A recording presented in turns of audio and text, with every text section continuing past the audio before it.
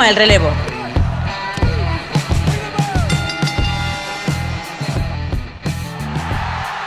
Hola a todos y bienvenidos a Hot Tag. Hoy estamos en la primera edición de NWA y su historia. No sé exactamente cómo llamar esta sección, no sé, Capu y Tom te cuentan NWA, la National Wrestling Alliance por Hot Tag, no sé, en fin, echadle imaginación, o ya le echaré yo imaginación por vosotros. Supongo que cuando suba este vídeo ya tendrá un titulito ahí bastante riconudo, ¿no? El caso, es la primera edición, vamos a hablar durante toda esta semana por motivo de que se acerca WrestleMania, así que es la forma correcta de celebrarlo, no hay otra. Así que nada, dadle a me gusta, por favor, antes de nada, compartidlo con vuestros amigos, comentad lo que os guste del vídeo, lo que tengáis que decirnos, absolutamente todo lo que queráis comentarnos. Suscribiros en el botoncito de suscripción. Inmediatamente a la derecha tenéis la campanita para que cada vez que subamos contenido os llegue una notificación maravillosa a vuestro teléfono o al lugar donde veáis los vídeos. Y nada, Tom, ¿qué tal? ¿Cómo estás?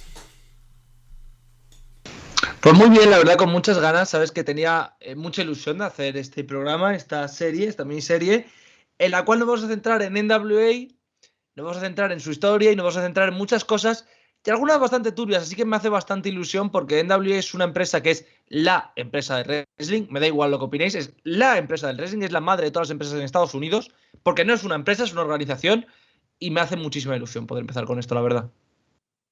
La verdad es que es una iba a decir sección nueva, ¿no? Pero es una forma nueva de hacer las cosas en el canal, ¿no? No habíamos planteado, en cierta forma, revisar la historia completa de una empresa, ¿no? O ofrecer una visión globalizada del producto de algo en concreto. Sí que es verdad que con A Wrestling Life estabas cubriendo, ¿no? Las carreras de los luchadores, y estabas cubriendo un poquito todo lo que se desprendía, ¿no? De una figura en concreto. Pero me hace mucha ilusión esto de NWA porque no es algo que hubiera imaginado que haríamos cuando empezamos Hot Tag, y me parece que es un formato que puede molar mucho y que puede ser muy divertido y que sobre todo voy a disfrutar mucho haciéndolo, así que a tope. Sí, y encima para mí, como fan de NWA y historiador amateur en todo lo que he estudiado en mi vida, me hace mucha ilusión poder hacer esto, sinceramente. Yo estoy contento porque Tom está contento, la verdad, no gonna lie. Eso ya es bonito. Pero bueno. A ver, esto ya es más complejo, porque tenemos claro lo que vamos a hacer, pero como pasa siempre en los primeros programas de los formatos, que esto es maravilloso, es una de mis cosas favoritas de la vida, no tenemos bien claro del todo cómo hacerlo, así que hemos decidido que yo haré aquí las veces de señor que pregunta y Tom del señor que responde, aunque bueno, a veces esto pues se complementará o bueno, esto al final es una conversación, ¿vale? Ya sabéis cómo van las cosas de hablar. Así que me gustaría, para empezar, ¿no? Por poner lo que es NWA en la palestra, ¿no? Primero hay que entender de dónde se viene, ¿no? Con NWA, así que me gustaría preguntar antes de nada, Tom, ¿por qué se empezó NWA? ¿De dónde veníamos? Pues básicamente venimos de la Segunda Guerra Mundial. Ya hemos tenido toda la era gloriosa del wrestling en los años 30, principalmente hasta la entrada de la guerra de Estados Unidos era la era gloriosa. Y lo que tenemos es que el wrestling americano está subdividido en territorios. Hay muchísimos territorios, todos tienen sus campeones, todos tienen sus luchadores, y eso provoca cierto problema. Ya hemos tenido, por ejemplo, el original Screwjob, y lo que ocurre aquí es que de repente en el Midwest, Paul Pinky George, que era Pinky es su mote, decidió que a lo mejor una buena idea era formar una federación de wrestling. Obviamente no federación como tal, debido a que sería totalmente absurdo, todo se ha dicho, sino una especie de organización o de federación que acogiera a todos los territorios que se quisieran unir para formar el primer campeón mundial, debido a que todos eran campeones regionales. Para ello se le unieron Al Haft, Tony Setter, Harry Licht, Orville Brown y Sam Muchnick. Si veis los nombres, estamos hablando de San Luis, estamos hablando de varios luchadores de NWA, es decir, varios que sean luego luchadores importantes en NWA, pero todos son principalmente en la zona de el oeste, del medio oeste, perdón, y de centro de Estados Unidos. ¿Por qué esto? Porque básicamente esas empresas tenían mucho contacto con el resto, y como tenían mucho contacto con el resto, lo que decidieron hacer fue, oye, si lo que pensamos es unificarlo todo, nos podría venir bien. Entonces así es como se forma un poco la empresa. Y en 1948 llega nuestro amigo, creo que es George el primero además de serlo, sí, llega Pinky George y se crea la empresa. La empresa que, por cierto, para el que no lo sepa, lo que tenía era, no solo estaba él, sino que lo que tenían era a varios miembros, por así decirlo, de cada compañía que estaba asociada a ella. La Board of Directors, que esto sigue existiendo hasta prácticamente el 2000, creo que hasta 2005 sigue existiendo, luego ya es mucho más debatible. No puedes luchar, por ejemplo, si WWF, en aquel momento Capitol Wrestling, quería ir a Canadá, no podía hacer un show allí, podía enviar talento y que en Canadá lo buquearan. En caso de que no lo hicieran, les podían despedir. Y en caso de que te despidieran, eras considerado un outlaw, es decir, estabas fuera de la ley y te ibas a tomar por culo. El campeón de NWA no podía tener un territorio, es decir, si tú eras el campeón de NWA, no podías ser el campeón de Minneapolis, por ejemplo, de AWA, porque tú tenías que ir por todo el mundo peleando. Es el caso de Orville Brown, que es el primero en ganarlo, y que, por desgracia, su reinado además acaba corto por una lesión bastante tocha, es decir, tiene un accidente de coche, algo que es bastante habitual en NWA, por desgracia, y ocurre esto. Pero básicamente lo que hay aquí es un campeón que no tiene base y que tiene que ir defendiéndolo por todos los territorios. Si los fans locales se aburren de un luchador, que era algo bastante habitual, lo que hacían era un loser leaves town y se iba a otra. Entonces todos los luchadores podían moverse por todo Estados Unidos. El primer campeón como tal es Lutest. Lutest consigue que, bueno, tiene que hacer vacante el título Brown. Estamos explicando el 48 al 50 solo. Y como campeón se transforma en el primer gran campeón, por así decirlo. Tengo varias preguntas. La primera de todas, igual es venirme un poquito, un poquito atrás respecto a lo que estábamos avanzando, ¿no? Pero has mencionado una cosa muy interesante, que no sé si a la gente que nos escucha se le habrá pasado por alto o si lo conocerá, pero ¿qué fue el Original Screwjob? O sea, ¿tienes ahí preparado para contármelo exactamente? Porque sí que he escuchado bastante de esto, pero no me sé la historia completa.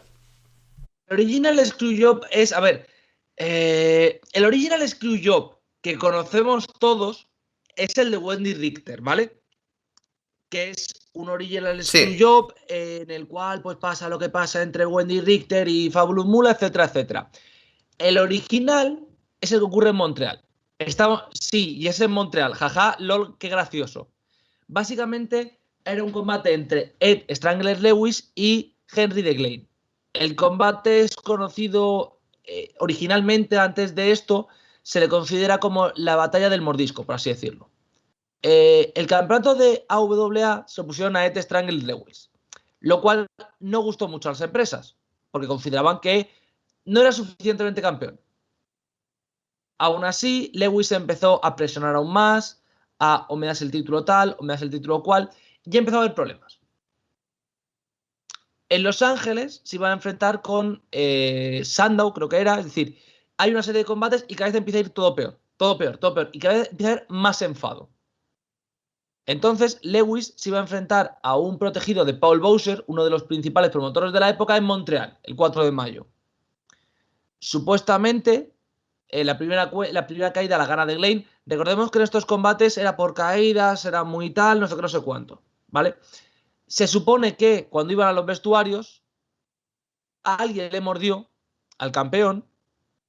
El combate se transformó muchísimo en ¿qué está pasando? No sé qué, no sé cuántos. Y Tremblay, el árbitro, empieza a mirar la herida de DeGlane, dice que hay un mordisco y que hay sangre, descalifica a Lewis y le da el título a DeGlane. Esto no estaba previsto, esto provocó un enfado absoluto por parte de DeGlane y provocó que el título mundial se separara y que las comisiones atléticas de Illinois, Kansas, Oklahoma y California consideraran a Lewis, mientras que en el noreste y en Canadá era el campeón de DeGlane. Sería la primera gran separación del mundo del wrestling. Claro, entonces si de separaciones hablamos, la otra duda que asalta, bueno, aparte de que, por cierto, has dicho el concepto de wrestler outlaw, ¿no? Y cierto señor tiene un concepto del wrestling, cierto señor que se llama Jim Cornette, ¿no? Del wrestling independiente que no le gusta, que lo llama básicamente Outlaw Mood Show, ¿no? Supongo que de ahí vendrá el comienzo de esa expresión de mierda, de ese señor de mierda, pero bueno, eso es algo que quería dejar ahí como side note. Claro, cuando hablamos de separaciones y hablamos de territorios y de regionalismos en cuanto al wrestling, creo que todos entendemos, ¿no? Que cada territorio y cada región funcionaba como empresa separada, pero siempre me han surgido muchas dudas respecto a los territorios. De primeras, ¿cuántos territorios había? ¿Y había forma de cambiar los territorios? ¿Había forma de adquirir otros? ¿O había forma de... ¿Era mutable? ¿O era como en el caso de WWF, que quedaba un poco en familia la cosa, por así decirlo? Si entráis en Wikipedia, vais a ver un mapa con muchas empresas. Es uno de los mejores mapas que existen. Es decir, para la historia de NWA, usar Wikipedia es una buena idea, porque hay bastante información. No sabemos exactamente cuántos territorios existían en aquel momento. Sabemos que tenían que ser aproximadamente más de 20 por la gente que había en el Board of Directors de los 50, que es la época más importante de NWA, y sobre todo por lo que sabemos. Es decir, Stampede Wrestling es de los Hart, All Star Wrestling es de un promotor de Vancouver, Pacific Northwest de otro de Portland. Básicamente, por así decirlo, cada empresa tenía una familia detrás o un luchador muy importante detrás. AWA era, por ejemplo, ahora se me acaba el nombre de el Barón Von Rafte, creo que es el nombre que usaba como wrestler, que es el que lo lleva durante sus últimos años. Entonces, cada estado, por así decirlo, no exactamente cada estado, ¿vale? Es decir, depende un poco de, por ejemplo, Texas tiene 2, 3 empresas, pero cada zona tiene a su familia, que es la promotora y que controla. ¿Se puede entrar en la empresa, en el territorio de otro? Si formas parte de NWA, no. Y supuestamente el objetivo de NWA, especialmente en esos 50, en los 60 y un poco en los 70, hasta que se separa la WWF, es de evitar que los promotores caigan. Es decir, mantener un wrestling nacional a través de la regionalidad del mismo. Es un poco, para los fans del deporte europeo, es un poco lo que tenemos aquí en España con la segunda B actual, la tercera. Es decir, la tercera es una competición nacional. Cada comunidad autónoma tiene su grupo de tercera. Pues esto era igual. Es decir, el título de NWA es nacional, el resto de títulos de cada empresa es regional y el de NWA es el que va itinerante.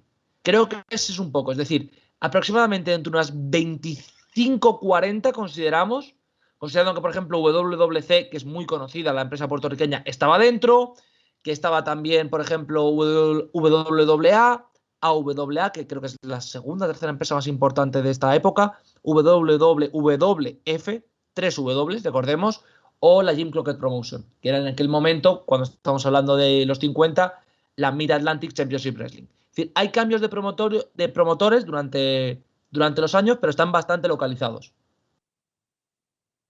Y de hecho, la NWO en sí llegó a extenderse a países, ¿no? Como Japón o México, en cierta forma, ¿no?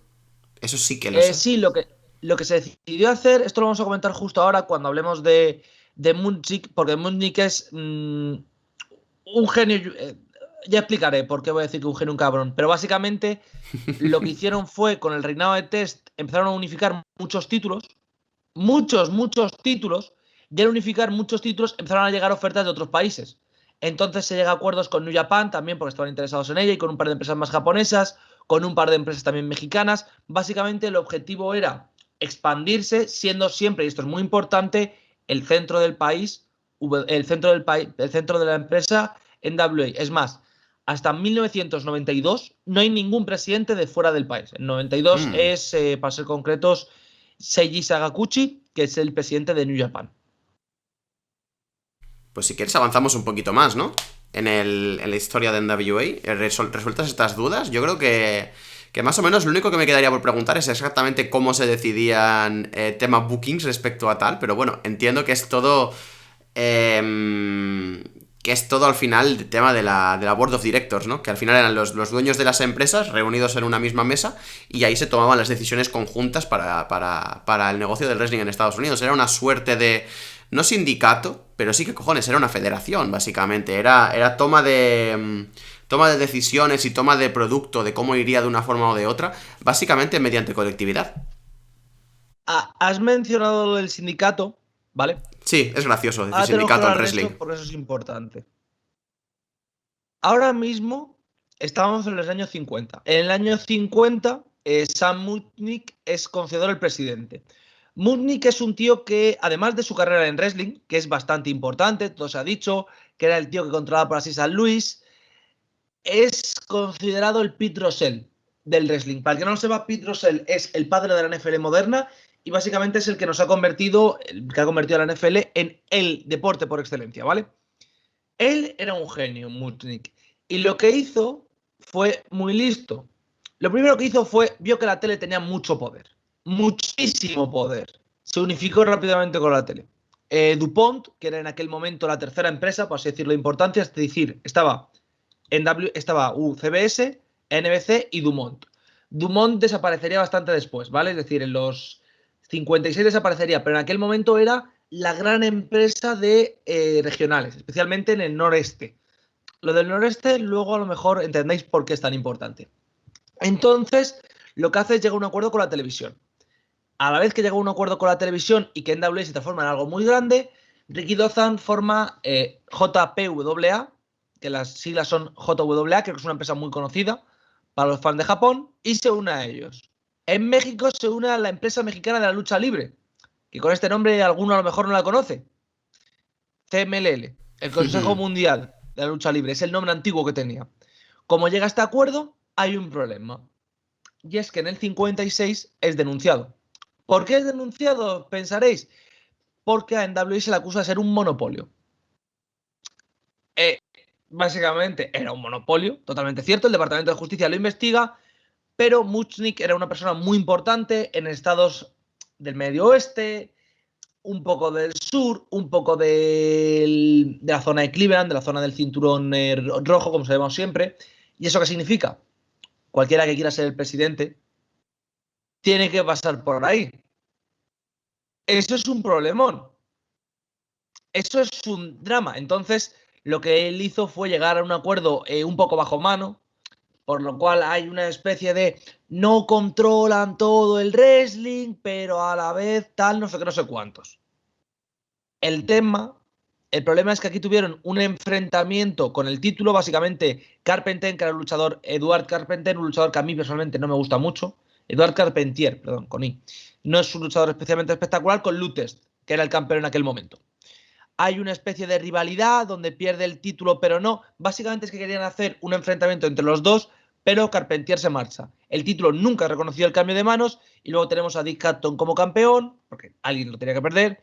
Tenemos a Pat O'Connor, que hace ya el primer cambio de título, y en el reinado de Pat O'Connor, Mutnik decide retirarse. El motivo de que se retire, básicamente, es que se acabó las cosas. Es decir, se acabaron las cosas, a lo que me refiero es, uno, a Carpentier se lo cargan, dos, la tele ha sobreexpuesto el wrestling muchísimo, DuPont ha caído, y lo que empiezan a hacer es la guerra de televisión.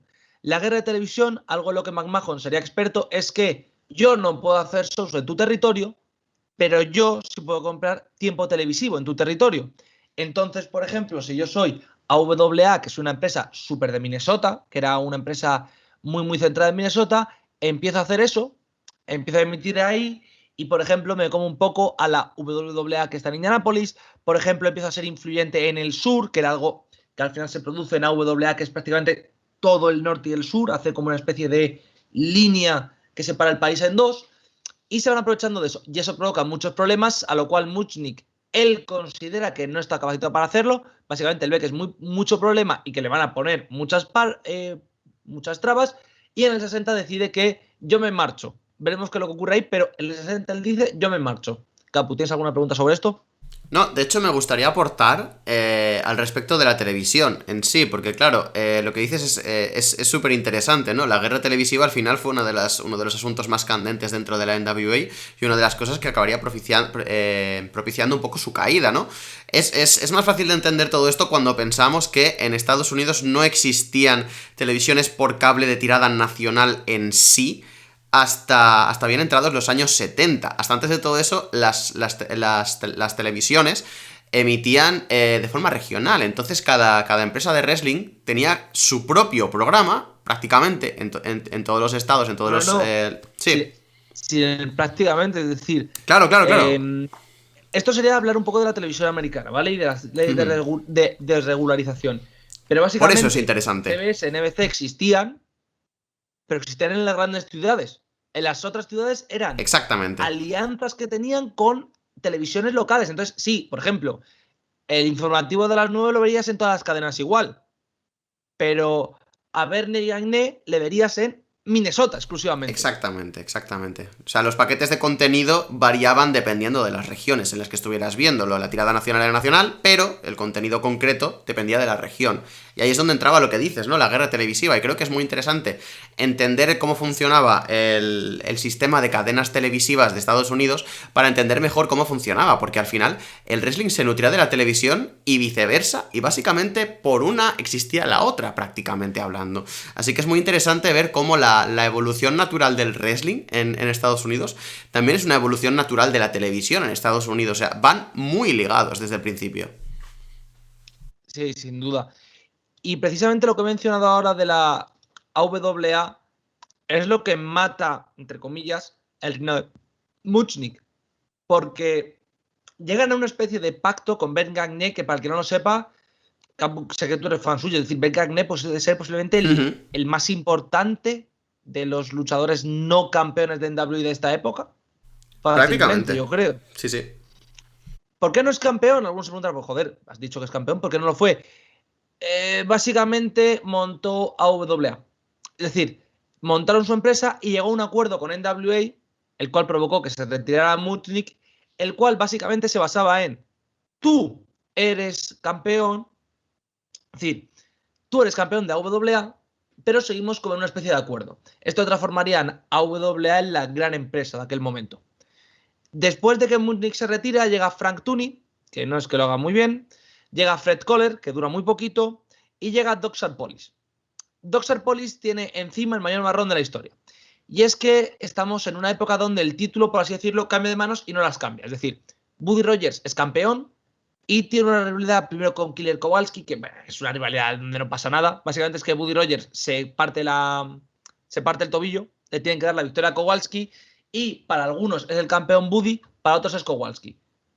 Ocurre lo mismo, por ejemplo, en el combate contra Bruno Sammartino, ocurre algo muy similar contra Bobo Brasil, es decir, básicamente le ganan, pero como está lesionado no aceptan el título, ¿vale? Y finalmente llegamos al 63. Y aquí es donde tenemos el drama. La decisión de NWA es darle el título a Lou Test otra vez, tercer reinado, porque consideran que Lou Test pues, es su mayor éxito. No obstante, hay un problema. Vincent McMahon y Todd Mont, que eran en aquel momento los propietarios de CWC, dicen que una polla le va a dar yo el título a Test que en mi territorio no vende. Yo quiero a Buddy Rogers de campeón. Por tanto, se separan y Capital Wrestling Corporation pasa a ser, que todos la conocéis, WWF. Y alguno dirá, se han ido de NWA y por tanto vais a cortar aquí el vídeo. No, esto es importante.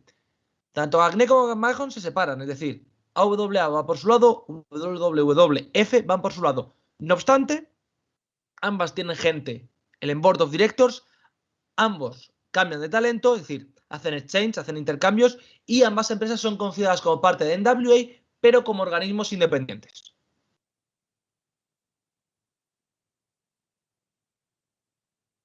Esta era básicamente la primera vez, ¿no? Dentro de Estados Unidos, en varias décadas, que había un órgano de gobierno que no fuera NWA, básicamente dirigiendo las cosas, ¿no? Dentro de esa gran unificación anterior de territorio que se hizo, separando el territorio literalmente y considerando a los territorios como órganos propios, órganos vivos, pero que funcionasen dentro del mismo régimen y del mismo organismo, esta era la primera vez y es algo súper importante en el que alguien se separaba y alguien formaba su propio órgano gubernamental. Que ahora mismo en el wrestling no lo vemos tan así porque está mucho más apegado a la empresa hace sus propios campeones y todo el mundo acepta que hay campeones mundiales por todas partes o campeonatos dentro de la empresa, pero antes sí que era algo mucho más importante, ¿no? Había más concepción de deporte quizás como tal federado. Es Sí, extraño. totalmente. Es decir, al final, la excusa que usa NWA para no ser acusado de monopolio es una especie de que somos prácticamente un deporte. Pero esto Claro. es una federación. Ahí es donde juegan ellos. Que luego ya veremos cómo les sale ese tiro por la culata, pero básicamente su excusa es esa. Es que somos una televisión, por tanto, es decir, somos una federación, por tanto, no estamos haciendo ningún monopolio. Y eso es lo que les sirvió básicamente para hacer esas prácticas monopolísticas durante tantísimo tiempo. Por supuesto. Es eso. Además, hay que tener en cuenta de nuevo, creo que voy a ser el pesado del contexto, hay que tener en cuenta de nuevo que el propio wrestling se concebía como un deporte misterioso en muchísimos casos, ¿vale? Que en el 60 ya estaba un poco más la cosa un poco más asumida, ¿no? No es que hubiera caído el kayfabe ni mucho menos, pero sí que se había mucha más conciencia del tipo de espectáculo al que nos enfrentábamos, ¿no? Pero siempre existió esta dualidad espectáculo-deporte, y de hecho el que fuese o no un deporte era uno de los grandes alicientes para acudir a la arena, porque... Y es algo que pasaba aquí en España también, por ejemplo, en aquella época. Había gente que literalmente apagaba puros encendidos en los brazos de los luchadores para comprobar si estaban desmayados de verdad. Hasta ese punto se llegaba al interrogante, ¿no? Grande, a ese gran... ¿Esto es de verdad o no? O sea, eso fue la gran baza que jugaron, y es la gran baza que jugaron tanto de cara al público para conseguir una ganancia económica, como de cara a esa crítica, ¿no? Bueno, crítica y prácticamente demanda por prácticas monopolísticas. Se jugaron en los dos vertientes. El no, esto es deporte, no, pero es espectáculo, no, pero es deporte. Y de hecho eso traería cola más tarde en la historia del wrestling, pero bueno. Literalmente eso salvó a Vince McMahon de estar en Sirona. Exactamente. Una vez más, política mezclándose con wrestling. Pero bueno, si quieres seguimos un poco más para llegar ya hasta el 83, sí. Que es cuando acabamos este vídeo. Adelante. Es que me resulta muy interesante todo, pero es que quiero seguir escuchándote. Aquí lo que empezamos es, básicamente, vuelve una vez más Munchak. Munchak sería prácticamente el presidente, no voy a decir hasta su muerte, pero prácticamente, es decir, vuelve en el 63, y lo que ve es que, bueno, las cosas están mal, hay estas separaciones, pero podemos aprovecharnos. ¿Cómo podemos aprovecharnos?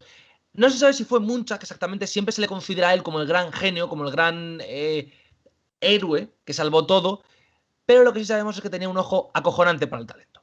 Básicamente durante su época empieza a pillar a gente como Harley Race, los Funk, Flair, Dusty.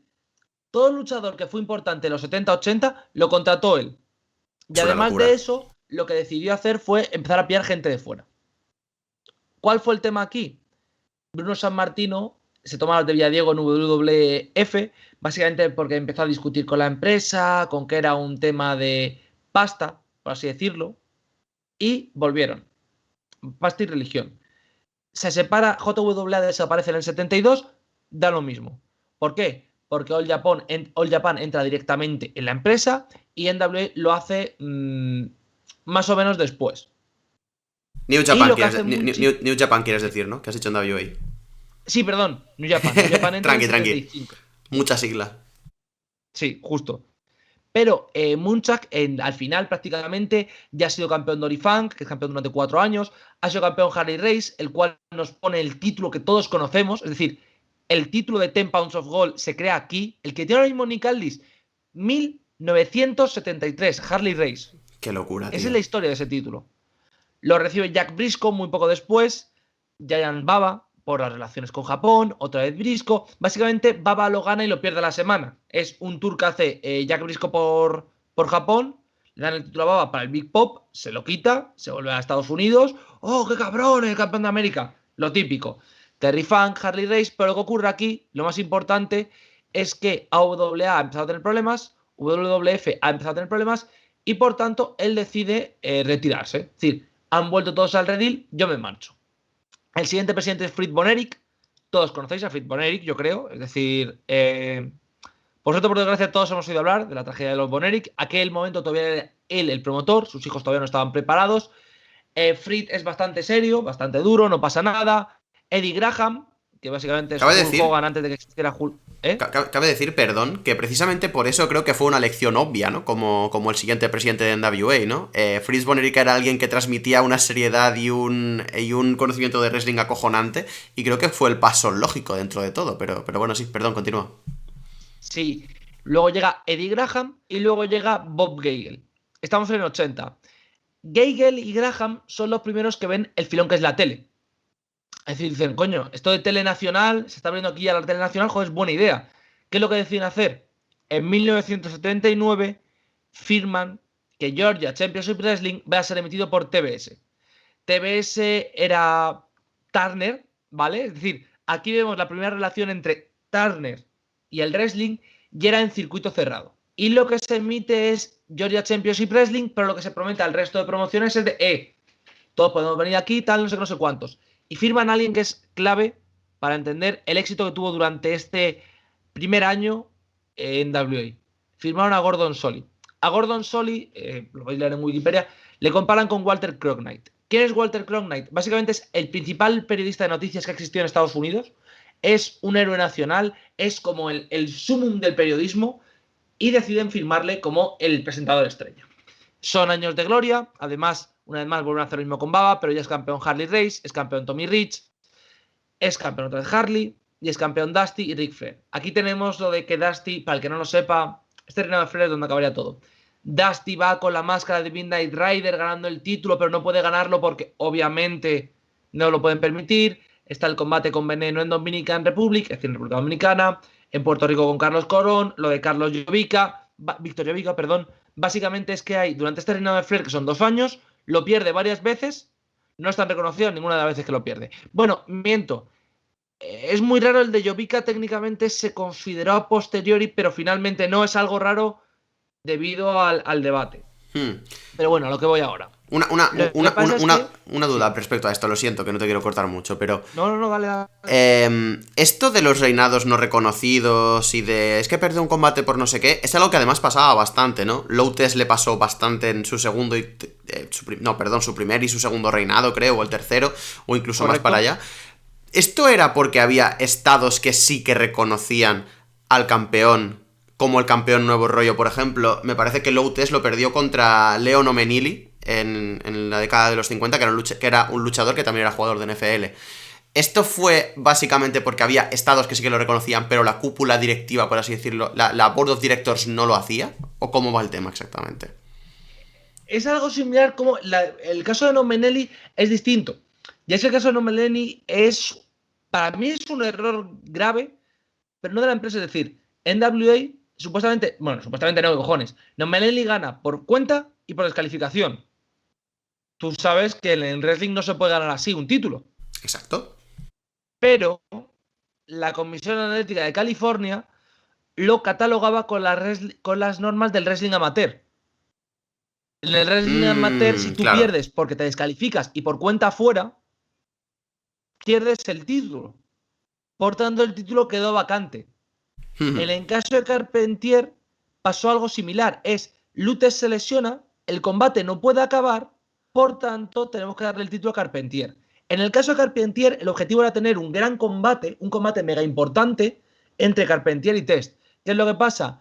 Que Carpentier se engorila, Eddie Quinn dice, pues yo la NWA la dejo porque soy la polla. Y se lo cargan. Y hay aquí una serie de campeonatos, por ejemplo, Freddy Blassie es campeón en WWA, Killer Kowalski en AAC, es decir, como que cada comisión menciona a alguien como campeón, el campeón es Lutest. Y en la segunda pasa algo muy similar, básicamente pierde el título Buddy Rogers por lesión, por tanto los que ganan el combate deciden no darle el título. Pero, por ejemplo, en Texas se considera que el campeón es Killer Kowalski por la derrota en Quebec. Y se considera posteriormente que la derrota que tiene Buddy Rogers con Bobo Brasil, hay gente que sí la considera. Y la de Buddy Rogers igual. Es decir, depende un poco de lo que le sale de los huevos al promotor. Pero si el promotor no era muy tonto, lo que hacían era básicamente un combate de unificación a los 50 días y a tomar por culo. O si el promotor lo que quería era separarse, hace lo que hizo WWF con Buddy Rogers, que es, pues es mía y me la zumbo como quiera. Claro. O sea que básicamente... Tema de Flair, del reinado Flair, es que Flair, primero, tienen la rivalidad con... Es decir, lo de Dusty Rhodes básicamente fue porque en Florida estaban que no cagaban cuando Dusty ganó el título. Fue de una noche. Con Jack Veneno, el tema fue que supuestamente no. Veneno no quería salir de Puerto Rico. Por tanto, por mucho que le ganó, le dijeron, pues si no vas a salir de aquí, vete a tomar por culo y devolvemos el título a Flair. Con Carlos Colón, básicamente era para pop baratísimo en Puerto Rico y devolver el título a Ric Flair. Y con Llovica lo mismo.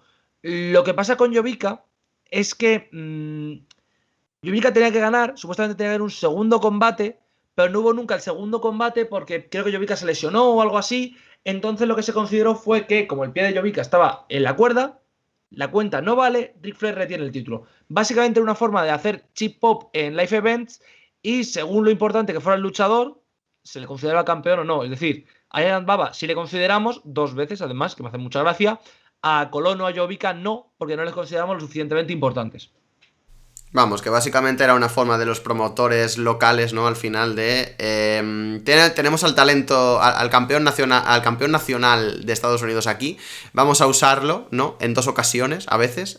Una para que pierda el título, otra para que reunifique. Un poquito era eso a veces, ¿no? Pero bueno, sí. Entiendo lo que dices, entiendo lo que dices. Luego tenemos que considerar que hay muchos reinados que son no reconocidos y posteriormente reconocidos. Es decir, esto ya será en el vídeo de la semana que viene, pero el reinado de Ric Flair, el que tiene desde Starrcade, Harry Race se lo gana en un live event y lo recupera Ric Flair en una gira por Asia, ya hablaremos de ella. Se consideró hasta 2011 como reinado, es decir, NWA lo consideró hasta 2011 como que era un reinado legal, luego no está muy claro, WWE nunca lo ha reconocido.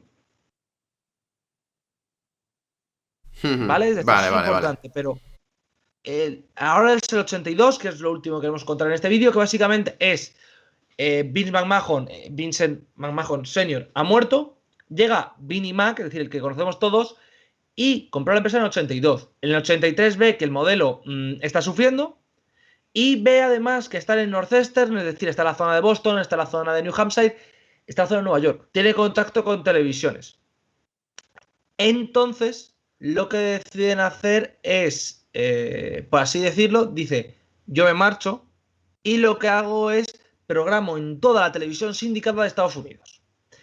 Esto evidentemente provocaría el gran problema que todos conocemos, básicamente se cargó lo que era la NWA, ya veremos luego cómo, pero se cargó todo el buen haber que había entre los propietarios y a partir de esta ruptura de Vince McMahon de las negociaciones se rompería el consenso de NWA, lo cual veríamos para el año siguiente. La decisión de McMahon es lógica, al final era crear que su empresa fuera la más importante a nivel nacional y que no fuera solo regional, pero haciendo eso iba directamente y sin ningún tipo de duda en contra de NWA. Pues esto ha sido, ¿no? Desde el nacimiento de la National Wrestling Alliance, ¿no? De NWA, ese 1948, hasta el 83, hasta la primera... No gran separación, pero sí primer girón de mesa, ¿no? Primera tiradita. Hasta la secesión oficial, es decir, de esa secesión vienen todas las demás. Primera secesión oficial, primer gran momento de ruptura realmente del modelo con el bueno de Vince McMahon, ¿no? En WWF. Y hasta aquí llegaría el primer vídeo de la serie, Tom. Sí, es un verdadero placer y me alegra mucho que estos vídeos no van a ser tan largos, sobre todo porque son bastantes, pero me lo he pasado muy bien y creo que es bastante ilusionante y que además el siguiente es bastante... viene bastante cargado, por así decirlo. Se vienen cositas, ¿no? Básicamente. Sí, me ha gustado mucho el formato, me ha gustado mucho el cómo ha transcurrido esto y joder, se me ha pasado volando. Así que, nada, recordaros darle a me gusta, comentar, compartir. Hay mucho de lo que hablar, de verdad, hay muchísima información condensada aquí. Si os gusta, como a nosotros, comentad, hacednoslo saber, por favor. Suscribiros ahí abajo, dale al botoncito de la campanita para que os avise cada vez que subimos contenido. Y abajo, en la descripción del vídeo, tenéis los enlaces, tanto al Twitter de HotTag, que es @HotTagYT, repito, HotTagYT, como del resto de colaboradores y del bueno de Tom, que vamos, si no le seguís todavía se merece un follow después de esta clase magistral, ¿no? De hoy. Nada, nos vemos en el siguiente... Sí, perdón, dale. Capu. Sí. Y que si queréis dejar cualquier pregunta en comentarios o en Twitter, más que encantados de responderla, chicos. Por supuesto. Siempre es un placer responder cosas. Ahora con NWA creo que todavía más grande. Y creo que hay dudas por todas partes y preguntas por todas partes. Porque no sé si se me nota en la voz, pero yo estoy emocionadísimo. Y tengo 1000 dudas y 1000 cosas de las que hablar. Así que nada, la conversación continúa tanto aquí como en Twitter, por donde queráis decírnoslo. Y nada, eso. Ahora sí, nos vemos en el siguiente vídeo que tendrá mucha más NWA.